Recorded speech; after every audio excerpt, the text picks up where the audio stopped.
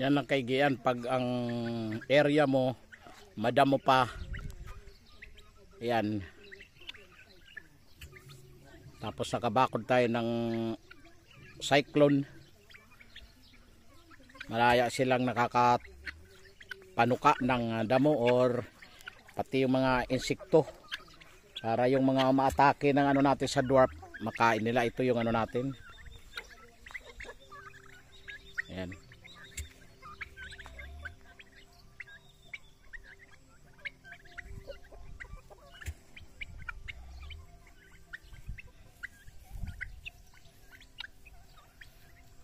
So mamayang hapon pa siguro ulan ito, pero maano yung bundok, oh.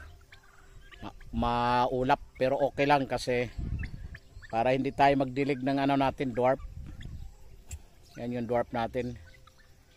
Noong wala pa ako dito, talagang ano, kawawa yung dwarf namin, yung nyug.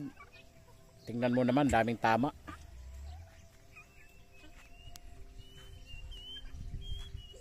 Oh, galing ah.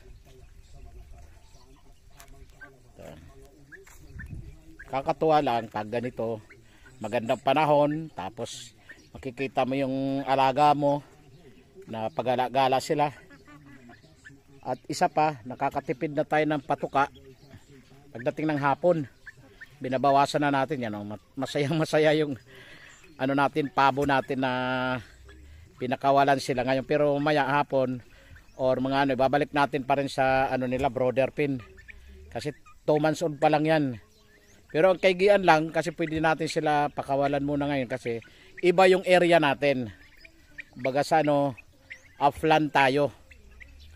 Ang dedikado lang yung mga kailangan 3 months old na ipiprearrange. Pag yung area na medyo basa, kasi maraming ano yan, dadapo na sakit sa kanila. Dito yan, para makaano sila ng mga damo, sinusundan naman sila ng ganiya. Tapos pinoprotektahan naman sila ng ano nila, yan yung tatay nila. Kasi hinaharangan nila, pag sinusugod ng ganiya, hinaharangan niya. Ayan Tapos itong isa naman natin, lagi naman nandito sa akin kasi binabantayan ko rito, bantay sa lakay din to. Ito, lalo ngayon yung ano natin, yung pabo, mabagal tumakbo pa yan. Friends, dongga, tatalian kita pag magpasaway ka, ha.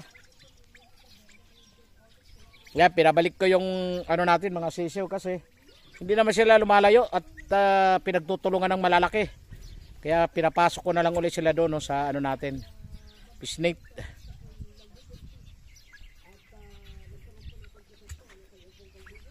Friends, umayos ka, friends, umayos ka.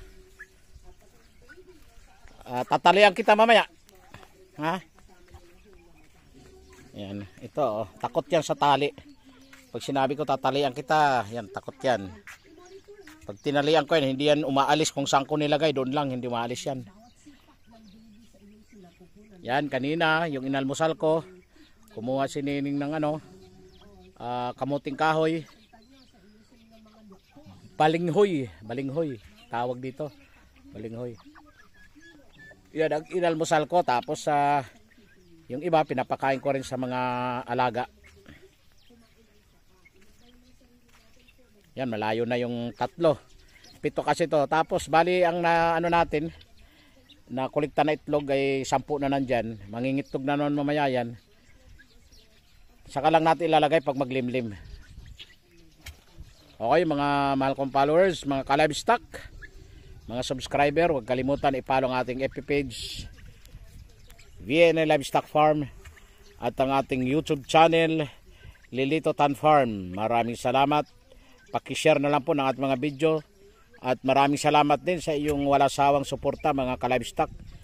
Bye-bye and God bless.